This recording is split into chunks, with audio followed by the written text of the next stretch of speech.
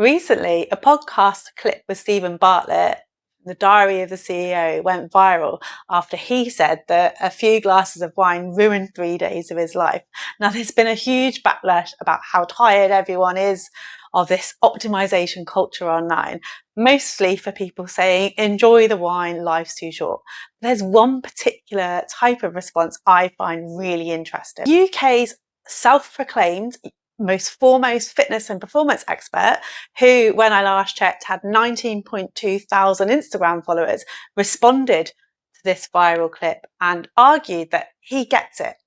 And he said, it's not about the alcohol, it's about the hidden domino effect of worse sleep, wrecked hormones, poor diet, skip gym, worse sleep, and how when you track your data, you know this. They say while it's easy to over-obsess, if you don't know how your body responds to stress or late meals, then how can you know how to make a positive change that actually matters? They are arguing there for why data matters to help us achieve better outcomes, and it's this bit I want to focus on. So this statement brilliantly demonstrates what optimization culture is. It tells us everything about our current world, but how it relates to technology. There's two key things, first of all. One, the idea that being a better you is a positive. All of our decisions should shape us around becoming a more effective, efficient version of ourselves. Secondly, finding ways to stop any form of decay.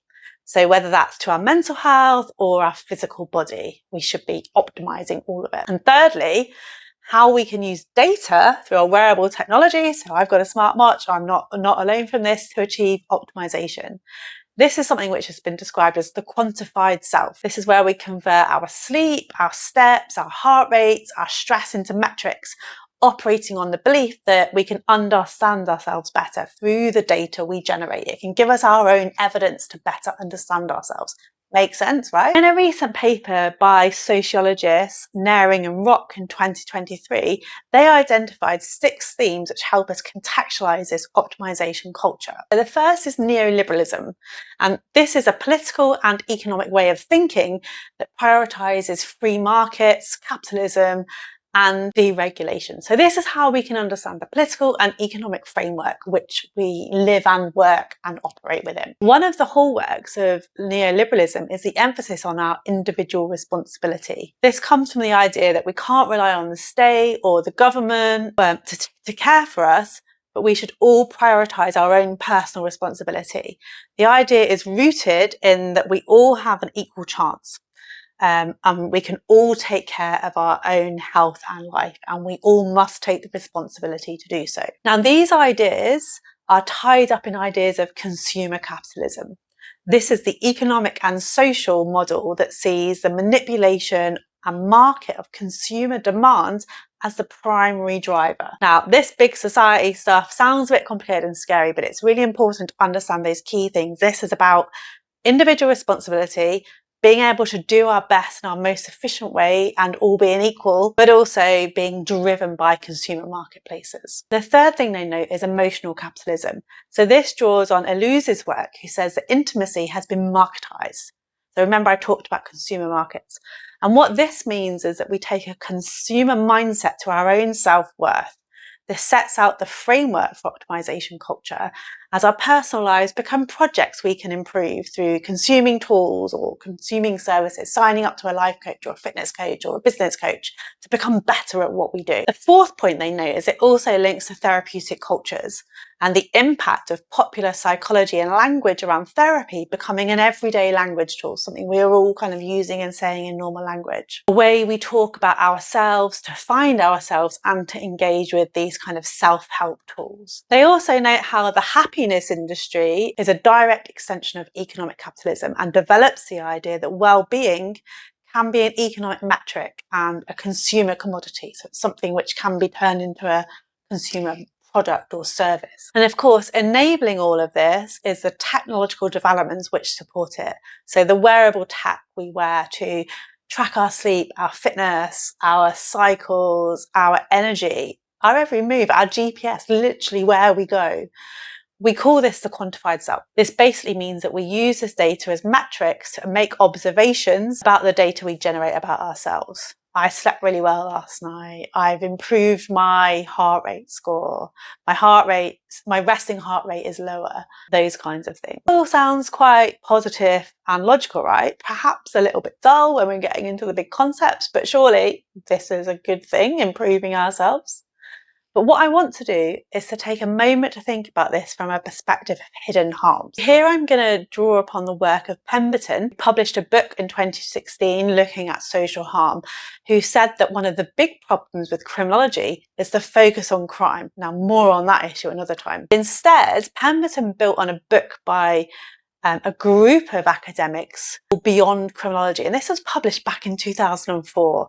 And the whole point of this study was to challenge the idea of focusing on crime and say that we should be thinking about where things are harmful in society and that harm is a better way of understanding society than just focusing on crime. And that's the kind of criminology I do. Now, Pemberton, using this kind of work by Hilliard et al., which was written in 2004, argued for an approach which studies social harm because we focus too much on individual crimes and not enough on the way our political and our economic systems, so neoliberalism, consumer capitalism, have systemic harm built into them. And that's why it's important to think about the overall structures in society. Now, we know that we need to pay attention to our political and economic structures, so in this case, neoliberalism, consumer capitalism.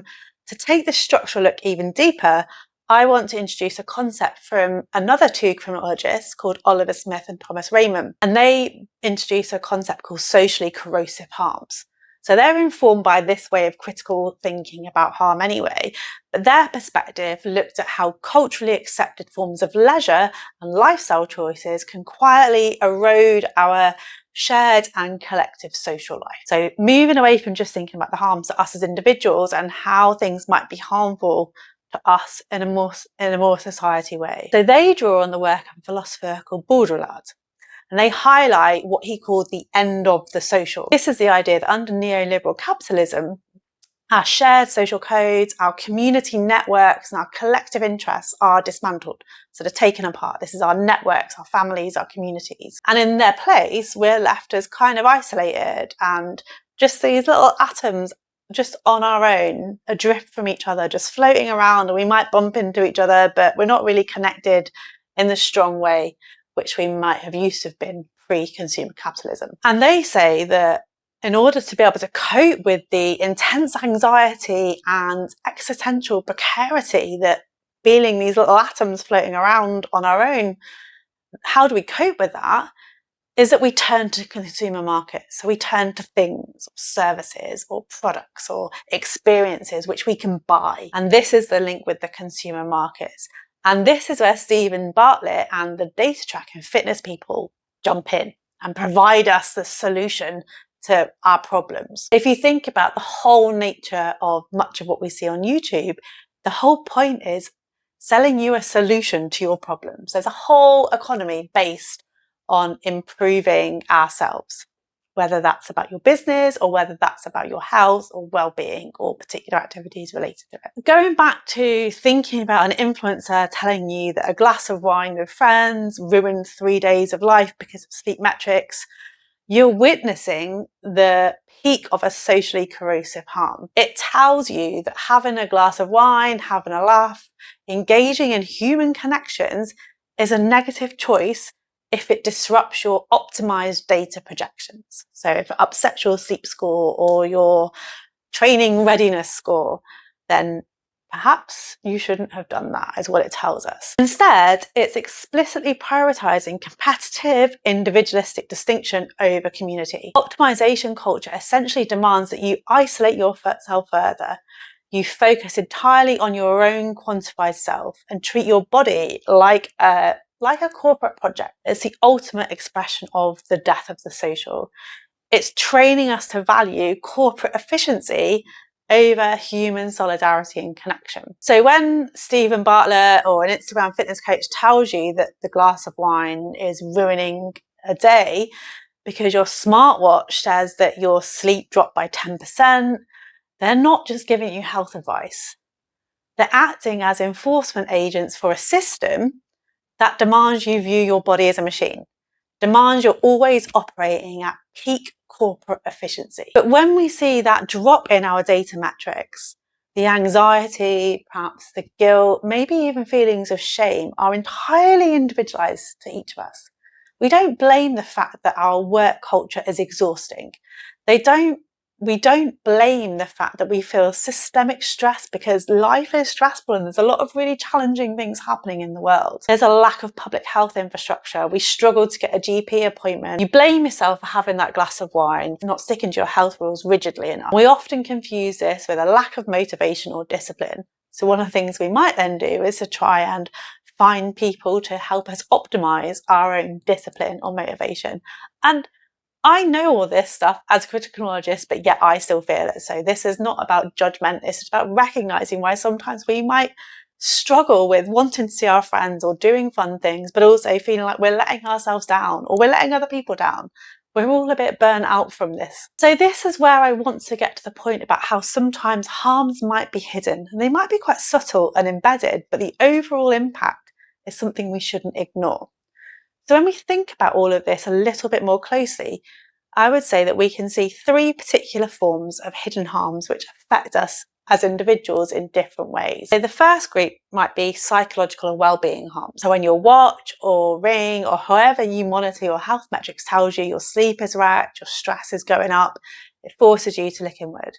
It's framing your own exhaustion as a personal failure of self-regulation. You start blaming yourself for having a social life, for eating your dinner too late, or enjoying a glass of wine with your friends on a Wednesday. It's completely erasing structural realities of why we're actually tired, why things like, our wages not going up, rents getting higher, cost of food getting higher and higher, intense workloads, pressure to be successful, and kind of a crumbling public infrastructure, certainly within the UK, and how this is contributing far more to impacts on our well-being and sleep. But instead of recognizing all of that stuff, we might go, well, I'll cut down on my socializing or my human connections so I can spend more time getting my sleep score up or my stress score down. And with all of this comes potentially financial and economic harms as well. So we're consuming tools and subscriptions or technology to fix anxieties that the usually expensive technology itself has created. So if you need a digital screen to tell you whether you feel rested in the morning, you've probably managed to disconnect yourself from your own actual awareness of your body. You're trading your own kind of personal intuition or how you feel for a metric based on a watch. And even though we know they might not be that accurate, we still kind of override this often. How often have you found yourself saying something like, my watch gave me a 60% fair sleep score, but actually I thought I slept well. Maybe I shouldn't train today, or maybe I should do a little bit less today because my watch said I didn't sleep that well.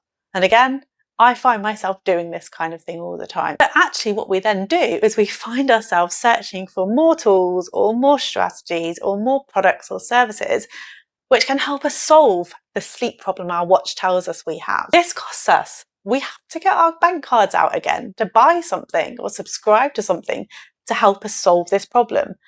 But actually this problem is only a problem because our technology is telling us it's a problem. And the final one I want to connect to this is the digital harms. And potentially this is the most serious, because all of this data we produce, and we are all producing data all of the time whenever we're connecting to various apps or programs or activities, whenever we're entering our information directly or indirectly, we're producing data. All of this data we produce is then open to corporate data harvesting, and data means money.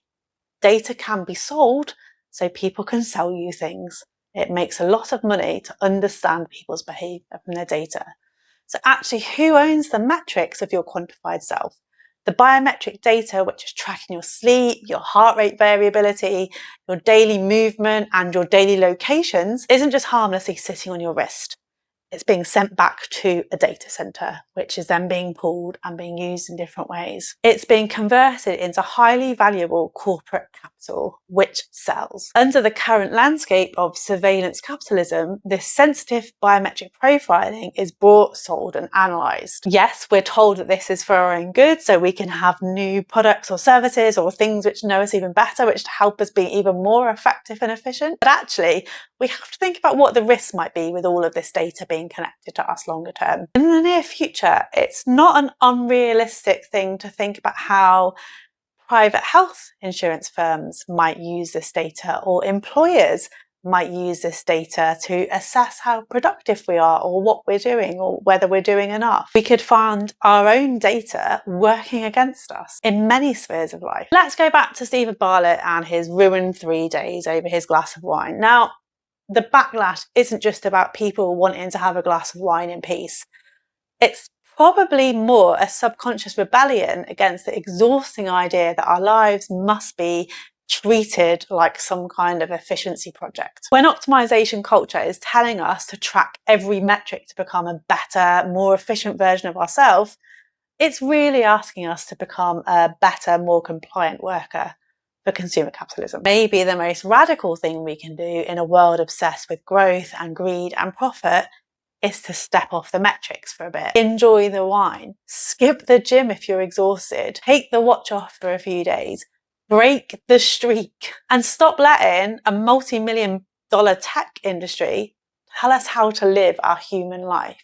Let's make sure our watch doesn't become our friend rather than our friends. If you enjoyed this video, then please do pop it a like and subscribe. It's so important to help me build my channel here on YouTube by getting these kind of metrics. Yes, we're all guided by metrics, but let me know in the comments if you've ever felt guilty by what your watch says, because I certainly have, and I certainly do over and over again.